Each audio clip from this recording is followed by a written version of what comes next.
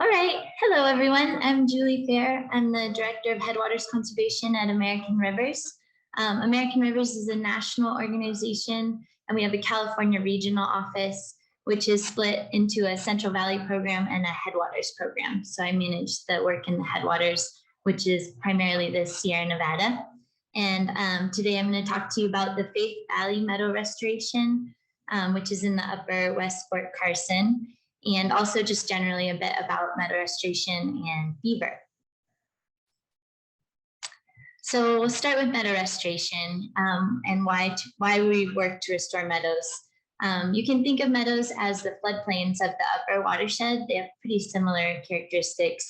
There are about 18,000 meadows in the Sierra, or about 280,000 acres, and that's only about 2% of the landscape, but they provide really outstanding benefits relative to the overall watersheds. This is a schematic of a healthy meadow. And so the characteristics are a sinuous channel with a small channel geometry. So as flows come down, they can overtop the banks and spread across and soak in. This creates a high water table, which supports riparian and wet meadow vegetation. And that vegetation is really important because it holds the soil in place and prevents erosion. So here's some benefits of healthy meadows. They can store water. They're basically like natural reservoirs in the upper watershed, which is really important in climate change where we're having less water stored as snow in the upper watershed. So they slow and spread the flows, and then they soak in and replenish groundwater. And then that gets released later in the season. So it enhances base flow at the time when we need it the most in our climate. They also clean water. Healthy meadows reduce erosion downstream, and they filter sediment and pollutants. They also provide critical habitat within the Sierra. They're biodiversity hotspots, and they're also habitat for many rare and threatened species. And they also sequester carbon, and this is kind of new research, but it's thought that they may hold as much as 1/3 of the Sierra's organic carbon in organic soils. And this is a slide I just really briefly wanted to touch on, just that there's more and more recognition of the importance of meadows. They've been included in the California Water Action Plan, and then also legislation AB 2480 basically recognized the source Headwaters watersheds as part of infrastructure. So it's opening up funding to restore natural infrastructure. And this image is showing the relationship between Indian Valley, which was a meadow that we restored around 2012, to East Bay Mud for water supply. And it was funded by Coca-Cola because they have a bottling plant that gets water from the McCollum. So even though meadows are really important, they're also very impacted. It's estimated that about 50% of meadows, or about 140,000 acres, are degraded in the Sierra. And the impacts really started around the turn of the century. One of the biggest was overgrazing. There can be grazing in healthy meadows, but it needs to be managed. And during that time, it really wasn't. And this is a photo of Hope Valley that had hundreds and hundreds of sheep in the early 1900s, late 1800s. There's also was ditching and diversions to intentionally dry out meadows, as well as concentrating flows from culverts, railroad grades, and road construction. And then fire suppression has allowed conifer encroachment, which takes up more water, and then beaver extirpation, which I think is actually probably a bigger impact to meadows than folks realize. So here's a schematic of an unhealthy meadow. So you see you've lost the sinuous channel, which sometimes was intentional when they wanted to dry out the meadow or divert flows. You have a much larger channel geometry that's deep, and so you've lost connection with the floodplain. And so you lose that shallow groundwater table, which supports the wet meadow vegetation and riparian vegetation, and then you have this self-perpetuating cycle of erosion as high energy flows come down and just keep eroding and eroding the channel. So without intervention, it can just continue. Here's some restoration techniques that we use. The crux is really to restore the high water table and get that vegetation back, as well as recreate a smaller channel geometry. So the kind of the gold standard is a full channel fill, where you import fill to create a smaller channel or more like varied channels throughout the system, but it's really expensive and it has high disturbance. You have to find the right fill, and it's a lot of earthwork. So pond and plug was kind of an intermediary technique where you would excavate the ponds within the channel itself to berm the channel and raise the water table. But that's sort of lost some favor, I guess I would say, because it creates this sort of stagnant pool habitat that's not super natural. And also there's been some concerns about durability over time. Another technique that's a little less invasive is riffle augmentation, where you basically grade the existing riffles up to the meadow of the surface of the meadow, so that you're helping raise the water table and get the flows back out onto the floodplain.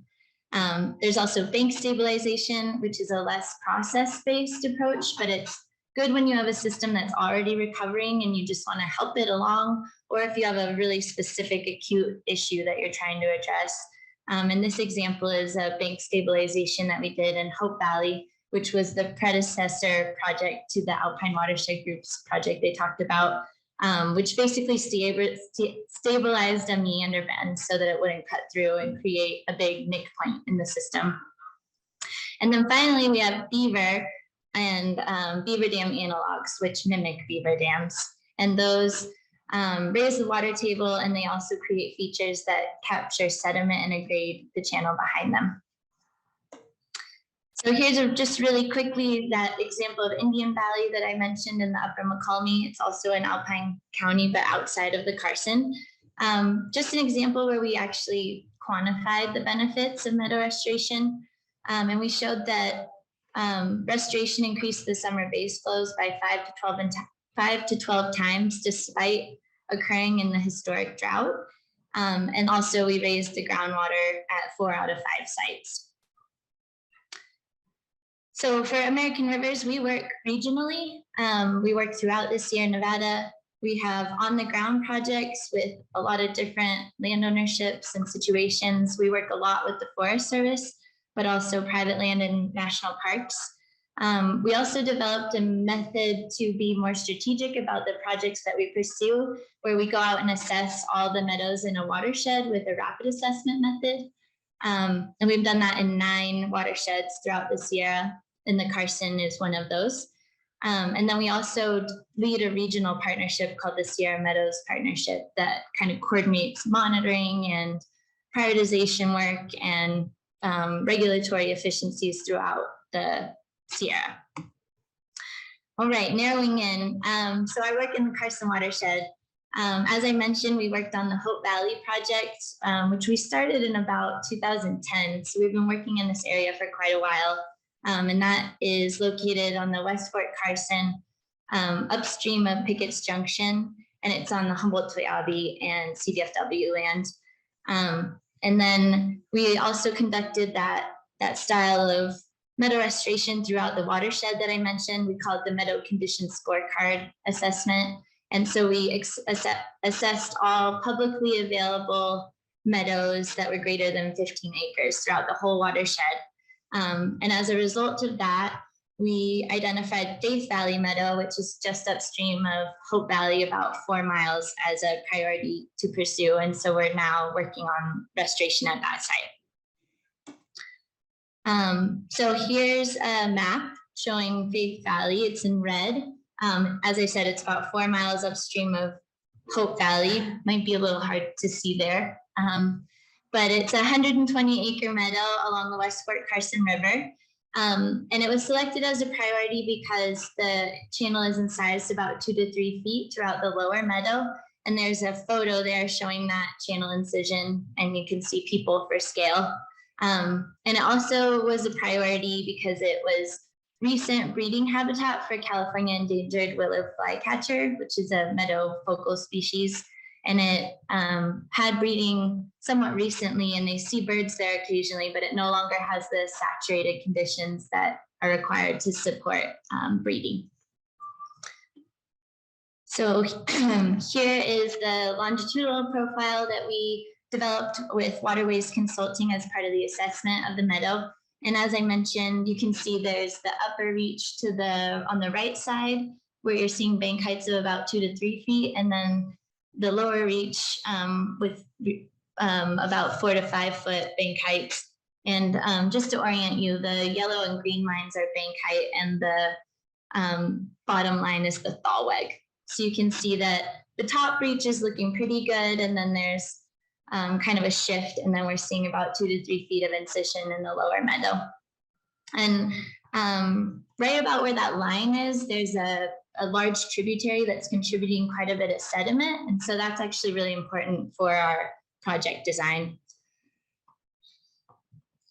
All right, so Faith Valley has beaver, and they are building dams out there, and we get some local aggregation, but they're having a really hard time persisting. So in years like 2017, they're all getting blown out.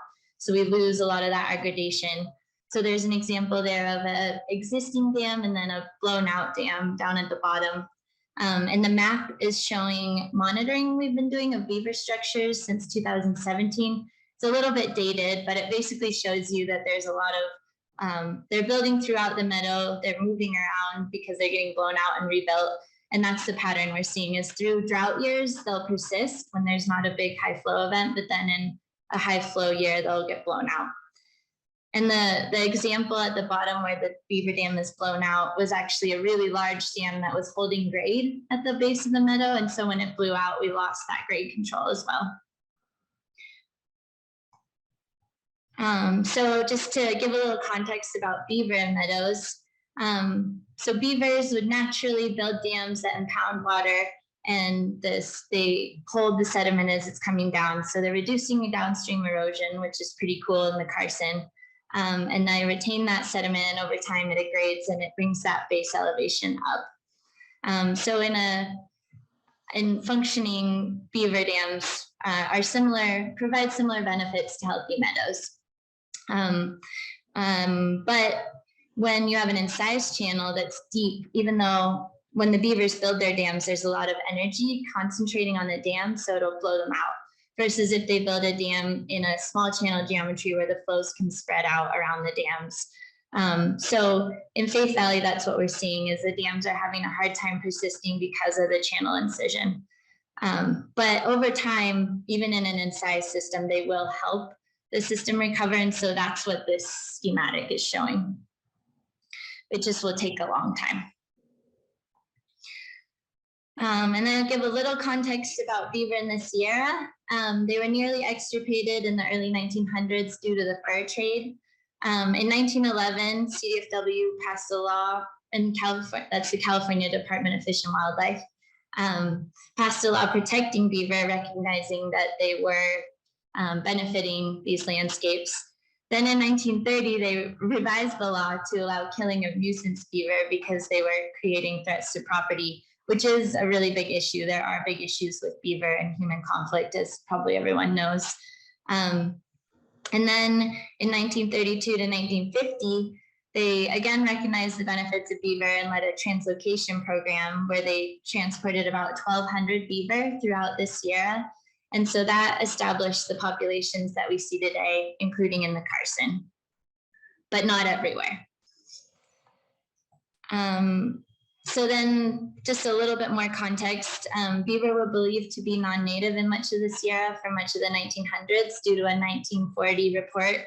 And it said that they thought they only occurred below 1,000 feet on the west slope and not at all on the east slope. And this influenced a lot of policy for most of the 1900s. And then in 2012, researchers presented novel evidence that they were native to the higher elevations and the eastern slope of the Sierra. And this is now commonly accepted by experts, but it's been harder to get policy and perceptions to follow. And now CDFW still considers them a nuisance species, and so no one except for CDFW is allowed to move them. So beaver translocation is not occurring in the Sierra. So that's where Beaver Dam Analogs came along. So in systems where you don't have beaver, but you'd like to have the benefits of beaver, you can build fake beaver dams. And you also can use them in systems like Faith Valley, where you're having problems with the beaver dams persisting, because you can you basically pound in posts and weave willow. So you can kind of build them beefier than natural beaver dams and help the system so that beaver can eventually take over. They're low cost and they're pretty low risk relative to like a full channel fill, because if you get blown out, it's just a bunch of wood and willow coming downstream versus like tons and tons of sediment. And they also can be built with just hand labor if you have access considerations that you need, but they can be built more quickly with equipment if you're able to. But they're not a fit in all systems. Stream power is a consideration. Faith is sort of on the edge of where they might persist. So like in a super main stem river, like maybe the West Walker, they may not be a fit. Sediment source is also really important. If you don't have a sediment source, you're not going to get the aggregation that's going to give you the change you're looking for depending on your objectives. And then perceptions and also things like water rights can be an issue. Okay. All right, here's a couple examples of beaver dam analogs. The first on the right is from the Scott River watershed, and that's showing how much aggregation you can get, where you really can like fill the whole dam.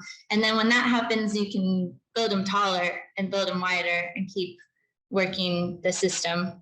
And then the one on the left is showing examples of different types of beaver dam analogs. So you can build them to be relatively impermeable by adding like cobble and straw and really plugging them up, or you can build them to be fairly permeable where they're letting water flow through, but they're still capturing sediment.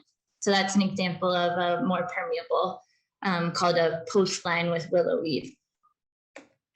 All right, getting to Faith Valley. So the map shows the reach. The flow goes from the bottom of the screen to the top. Again, about 120 acres.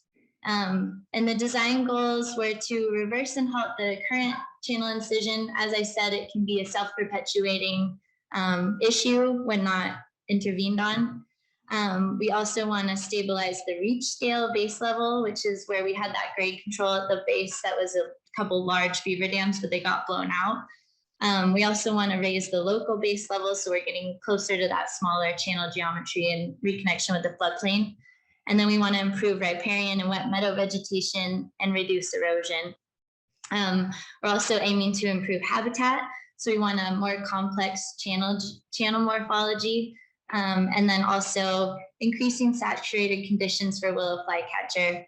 And they rely on, there is quite a lot of mature willow, which they really like, but they also need saturated conditions to create insect prey and also cover from predators.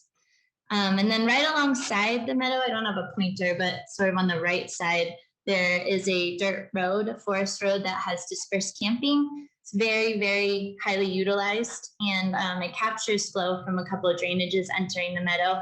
And it's not super directly impacting the meadow, but it creates these big puddles and like erosion features, and people try to drive around them. So they're keep encroaching further and further into the meadow. So we're going to address that at the same time.